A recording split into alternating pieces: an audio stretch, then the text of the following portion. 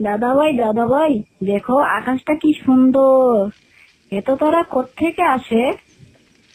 বলে জানো, এই তারাগুলো অনেক দূরে আছে, সূর্যের মতেও এরা আলো দেয়। তাহলে কি ওখানে আমাদের মতো কেউ থাকে দাদা? হয়তো থাকে, হয়তো থাকে না। মহাকাশটা অনেক বড় আর রহস্যময়, বিজ্ঞানীরাও সবকিছু জানেন না। কিরে ছোট বন্ধুরা, তোমরা তারাদের নিয়ে কথা বলছো দেখছি। চাঁদ মামা তুমি এসেছো? চাঁদ মামা, ওই তারাগুলো আসলে কি? তারা হলো আলোর কণা।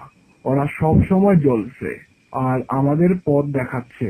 তোমরাও যদি তারাদের মতো জ্বলতে চাও, তাহলে অনেক কিছু শিখতে হবে আর ভালো মানুষ হতে হবে। শিখতে হবে? হ্যাঁ গো মলি, হ্যাঁ। যত শিখবে তত তোমাদের মন উজ্জ্বল হবে, আর সেই আলো দিয়েই তোমরা অন্যদেরও আলোকিত করতে পারো, ঠিক তারাদের মতো। তার মানে আমরা পড়াশোনা করলে আর ভালো কাজ করলে তারাদের মতো হতে পারবো? একদম ঠিক।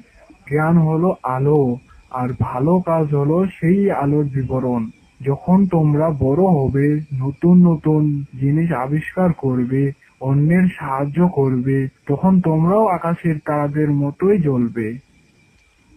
আমি তাহলে অনেক পড়বো আর অনেক ভালো কাজ করব।